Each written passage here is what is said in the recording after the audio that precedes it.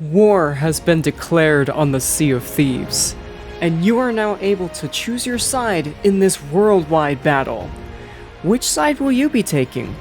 The Guardians of Athena's fortune, or the Servants of the Flame?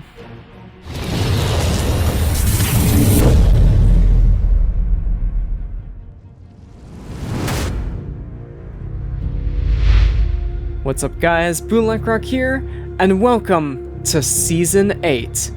We made it everyone, the wait is finally over.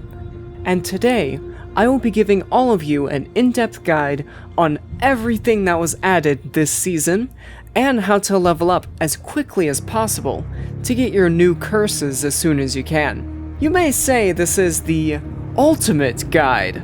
I might use that as a title. The fate of the Sea of Thieves is now in your hands. You will now get to choose between the two brand new factions and fight for their cause. Are you a dedicated follower of Athena's fortune and want to stop those pesky reapers once and for all? Then the Guardians of Athena's fortune is for you. Are you tired of the good guys winning all the time? I'll put a stop to them by joining Captain Flameheart and the Servants of the Flame. Each side has their own different rewards, and their own separate progression system, known as Allegiance. Allegiance replaces reputation with these new factions. Once you take your side at the brand new Hourglass of Fate, you essentially sign up for PvP. Let me be clear, do not activate the Hourglass if you are not up for a fight. Why do I say this? Well, if you do lock in your decision and vote for one side, even if you don't dive into battle, you are now able to be invaded by another ship from the opposite faction at any time during your voyages, as long as that hourglass is activated. Yes, even if you're in the middle of a tall tale, if you vote on that hourglass and it is active, prepare for a fight. I covered this in a lot more detail in my last video, so I will make this part very brief. Voting on the Hourglass gives you access to the War Map. The War Map is your gateway to invading other players that are in the opposite faction. Unfurling it will allow you to engage in battle. Once voted, you will have to sail into open water, and after doing so, the Hourglass surges with power, plunging your ship down into the depths of the seas to travel to the exact location of your opponent. Inside of this breathtaking underwater tunnel, the game is actually matchmaking you with your opponent, so you may be down underwater for a few seconds or a few minutes. So use this time wisely and make sure all of your supplies are in the right places and that your crewmates aren't still drunk. I see you over there. Once a match is found, your ship will rise out of the waves, breaching the water, and the battle begins. And unlike the arena, there is no time limit on this battle, which means the fight will last as long as it takes for you to sink the enemy ship or to get sunk yourself. And once you are sunk, you are unable to get revenge on your opponent, as your ship and your crew will be sent to a completely different server when you are defeated. So, there is no chance at revenge on your opponent, so make every shot count.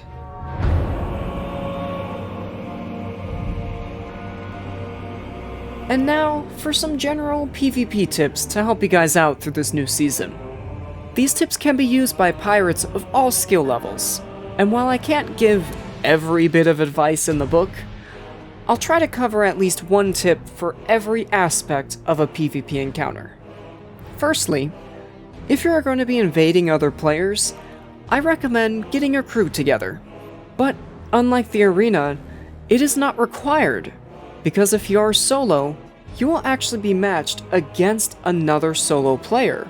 So it will be a one-on-one fight to the death. So that's nice. If you are with a crewmate on a sloop, try to divide the work up between the two of you.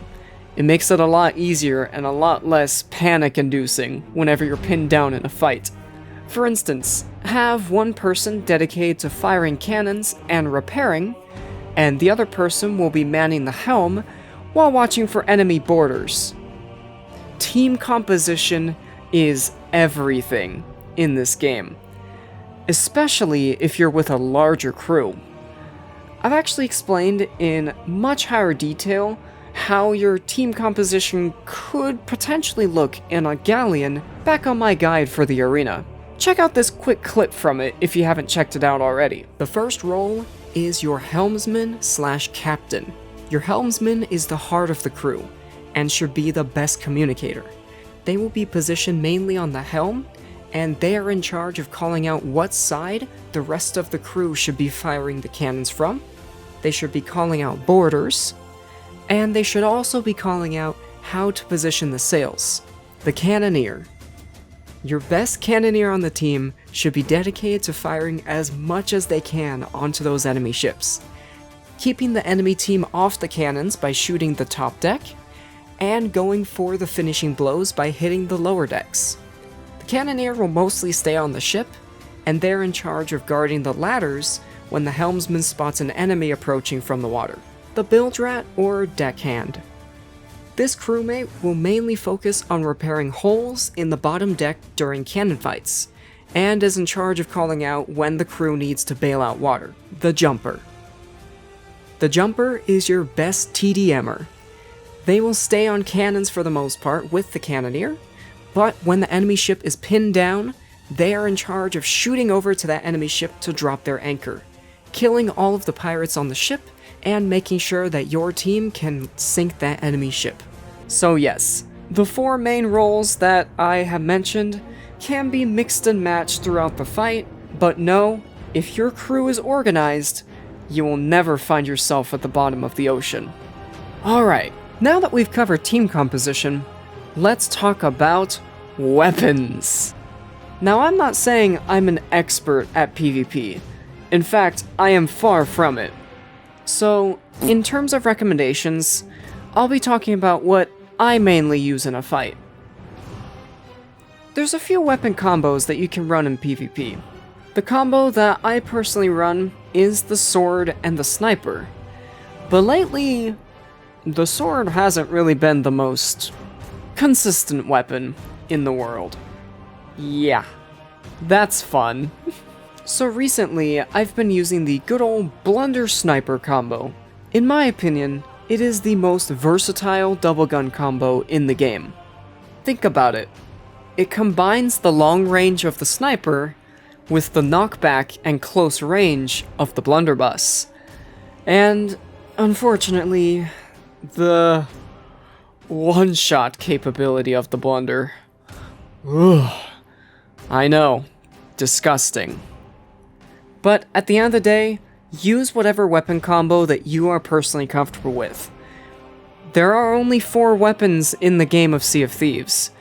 Not counting the cannons, of course, but we'll get into that in a minute. Next, let's talk about how exactly to sink a ship, because some of you may be completely new to the PvP side of the game, or just have never really taken PvP seriously. And trust me, this couldn't be a better time to get into PvP. Now, the first move on any ship type would be to immobilize your enemy, because if they're unable to move, they'll spend more time repairing their ship to get themselves back up on their feet rather than shooting back at you. This will give you a huge opening to get an advantage in the fight. This is why it's very important to stock up before a fight, because plenty of chain shots will ensure that you can knock those masts down as quickly as possible and lock your opponent down into a standstill, which will allow you to deliver that finishing blow and send them to the bottom of the ocean. However, if you are unable to knock the mast down, your next target should be their cannons. Now, the cannons themselves can't take any damage, but the person on them definitely can. I can't count how many times I have turned the tides of a fight by just simply taking out the cannoneer on the enemy ship. Your priority when firing cannons at an enemy player should go as followed: masts, cannons, then the lower decks. Now there are other things such as sail speed and wind and all of these other things that I can go into, but honestly I don't want this video to be 30 minutes long, so if you guys have any questions or anything about PvP, let me know, and I might make a YouTube short about it. Now, out of everything I've talked about so far, the most important piece of advice that I can give is to stay calm. Sea of Thieves, especially the PvP side of the game, can be very tense, especially when there's a lot of treasure at stake. Trust me, I've been there. And I know there's going to be a lot of people out there trying PvP seriously for the very first time with this season, which is exciting, but also terrifying because they might be scared away. But hear me out. If you need to, take a break from invading other pirates if you find yourself losing too many fights. Trust me, those Reapers will still be there when you get back with a level head and a sharp aim. If ye be brave or fool enough to face a pirate's curse, proceed. Season 8 brings with it 2 brand new areas to explore, and new curses to unlock in each one. These new areas will unlock when you reach Allegiance level 100, which seems like a lot, but trust me, Allegiance is gained much faster than Reputation.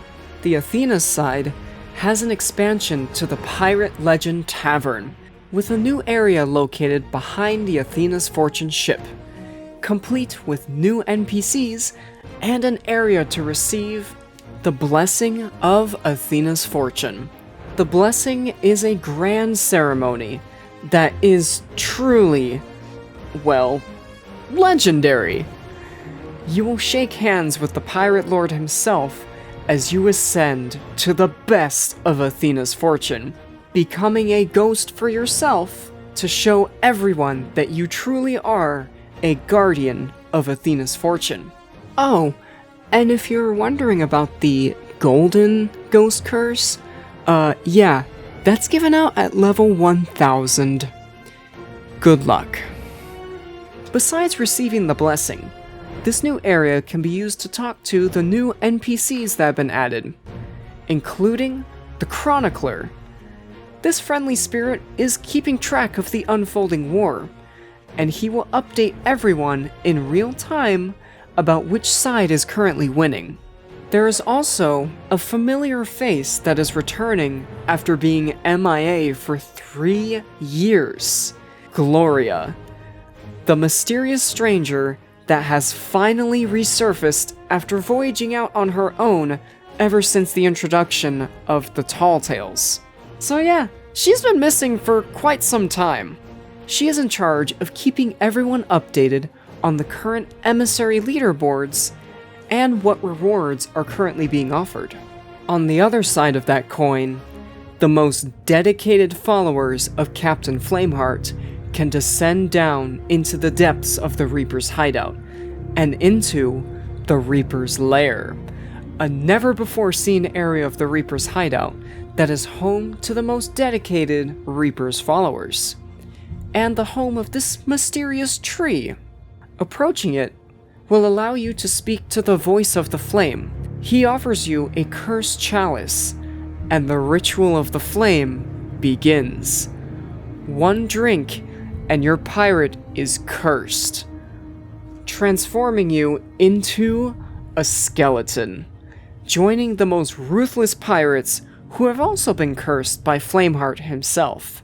One thing to note about this brand new skeleton curse, it can be customized.